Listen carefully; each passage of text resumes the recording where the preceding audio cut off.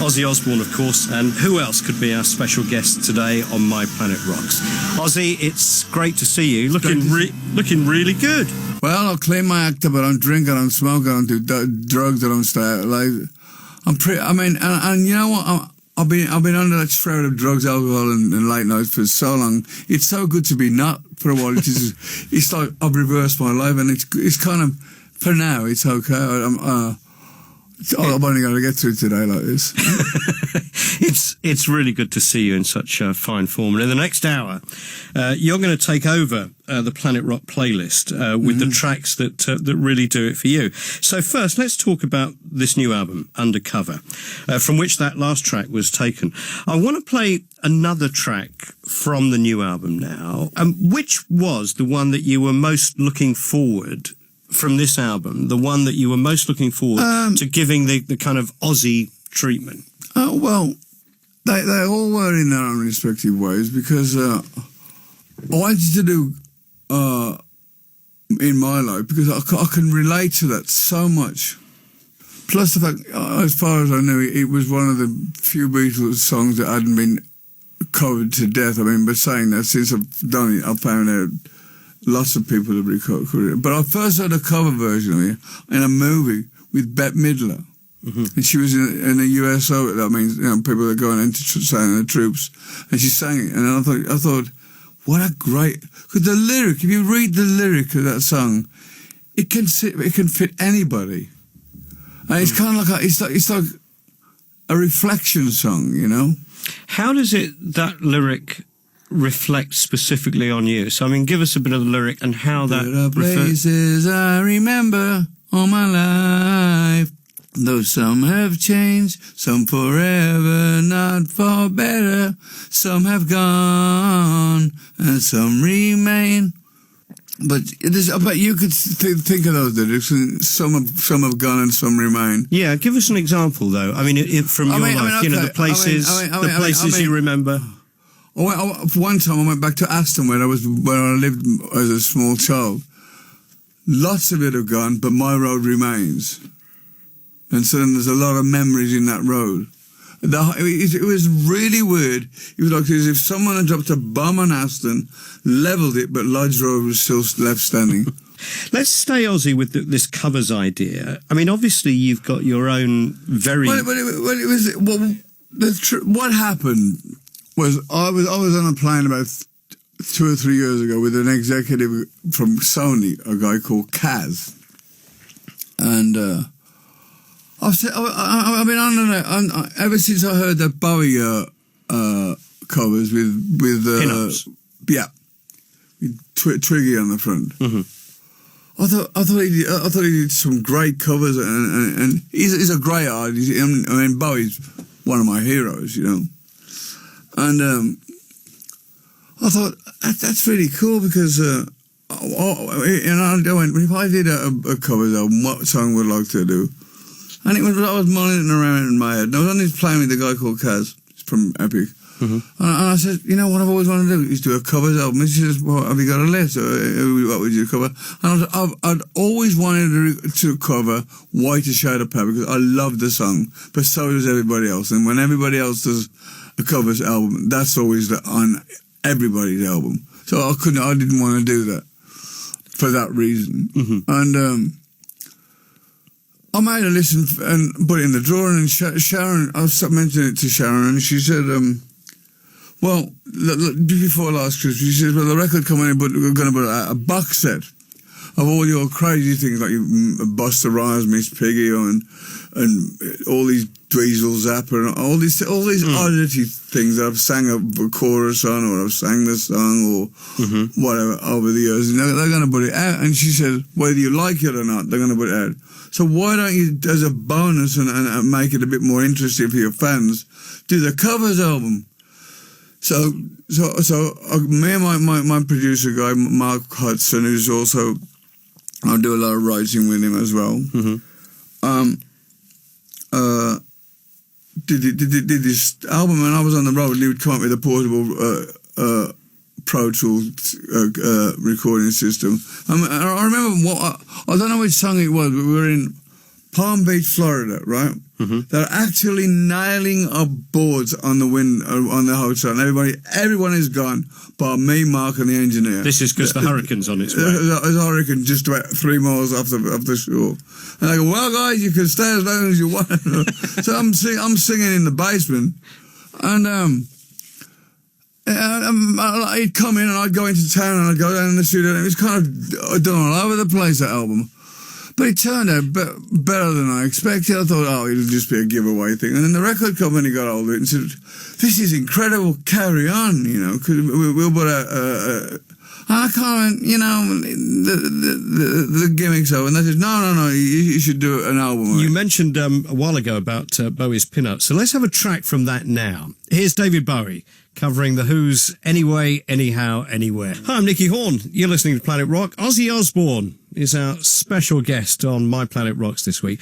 Right, Ozzy, let's turn it round now. We'll turn it round.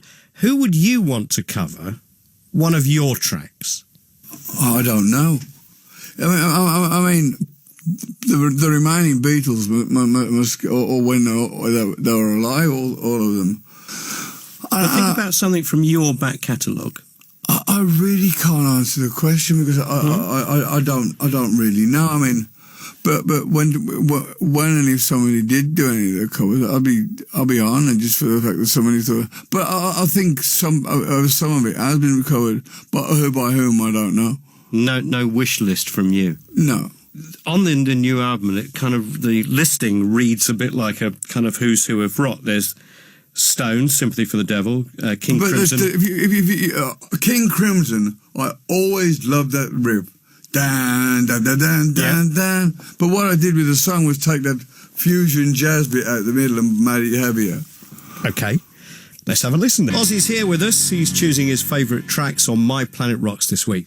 Ozzy, there must have been tracks that you wanted to cover, but because of time, you just had to leave off, right? Well, Jeff Beck did I Ho Silver Line, and I thought, well, if Jeff Beck can do it, I can do it, if he does it.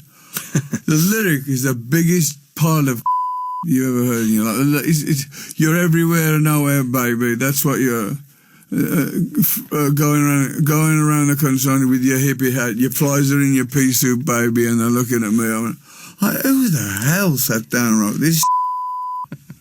So, of course, that was bad. When I die, that'll surface, no doubt.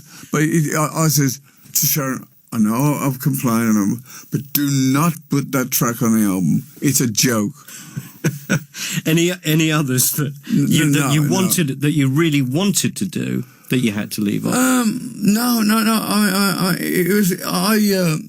I only did it as a filler in the beginning, for the box set, but then it materialised into this bigger thing. It's always the case with me. I mean, take for instance, when I always remember this when we were recording the album with Black Sabbath, Paranoid.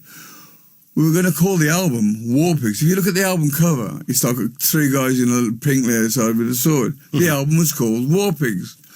Roger Vine, the producer, said we need a few minutes to finish the album. Just jam something. So we just jammed Paranoid, the song. Went flying up the charts, changed the name of the album to Paranoid. And let's hear it now. Ozzy and a little bit of Paranoid. It's Planet Rocks. Ozzy Osbourne is our special guest.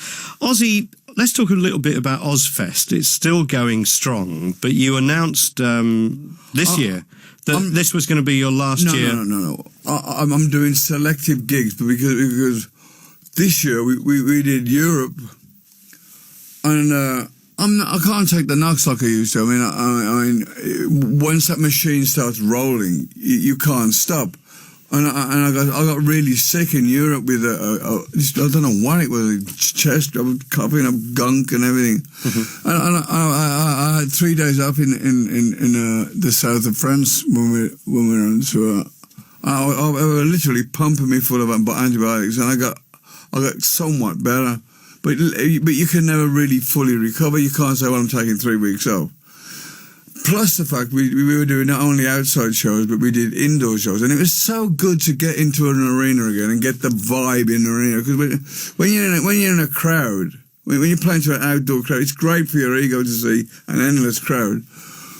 But it's like there's the same sound system that everybody's using, the same monitor system, and so you can never really get a good balance.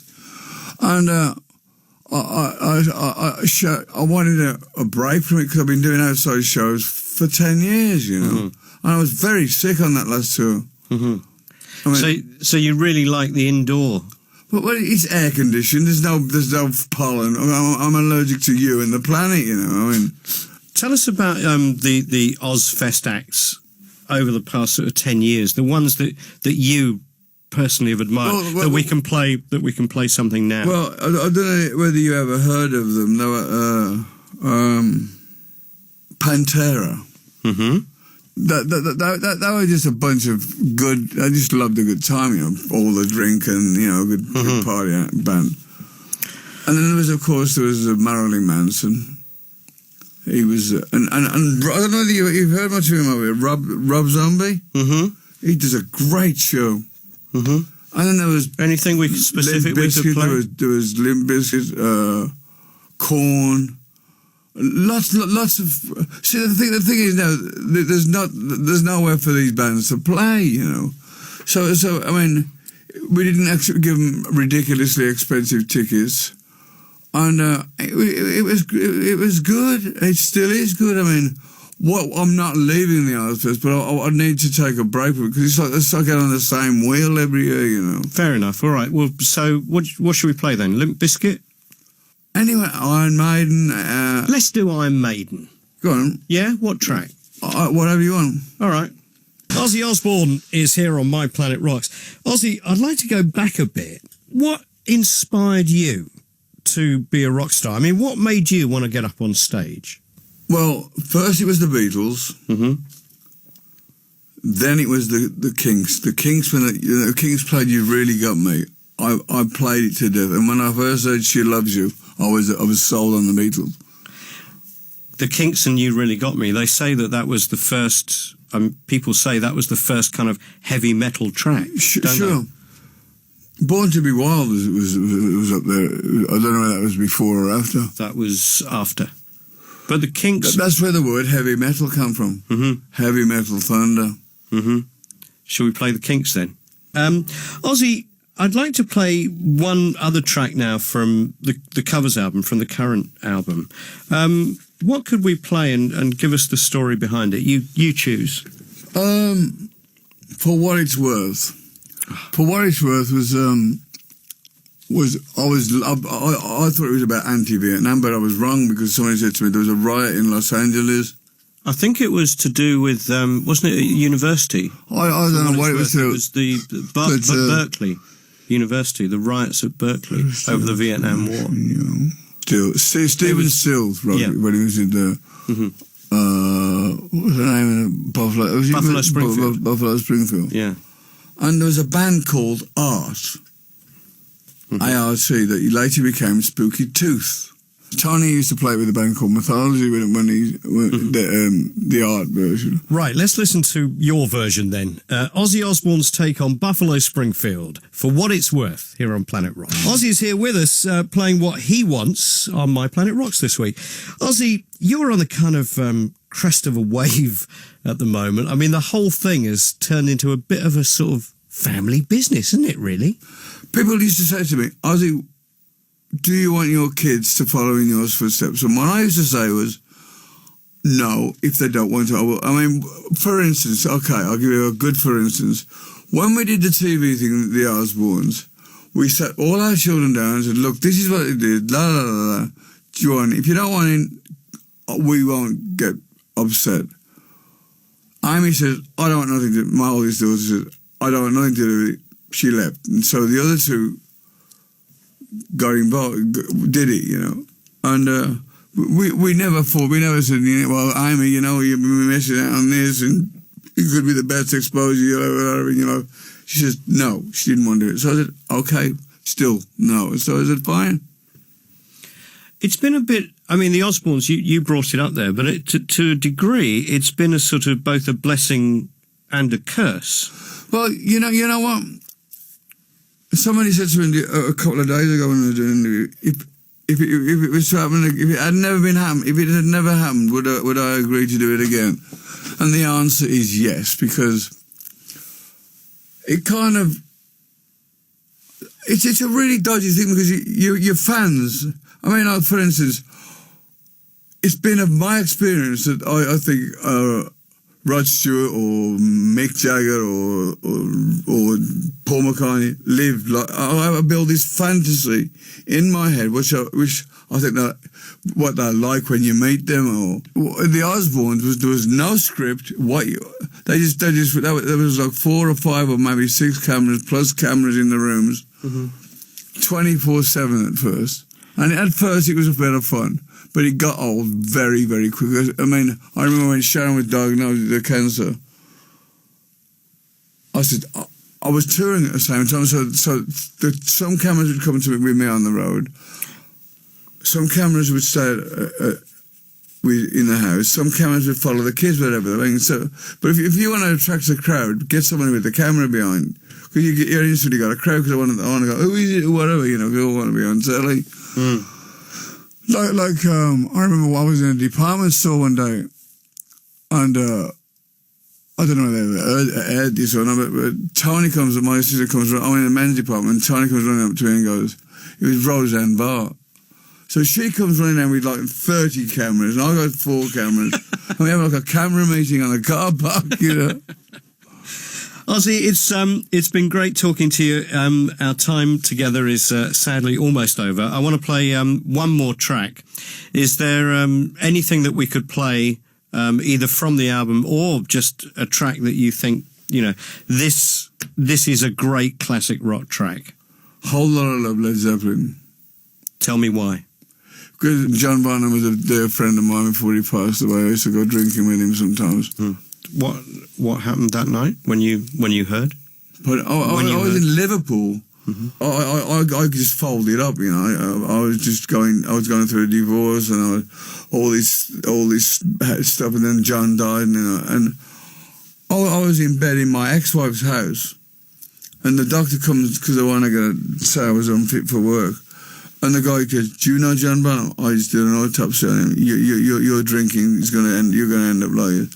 And I was like, what? And I was just plastered. When I heard the first 2 Zeppelin albums, it was as if everybody was listening to it. And then A Whole Lot of Love, it's just great. It's a great track.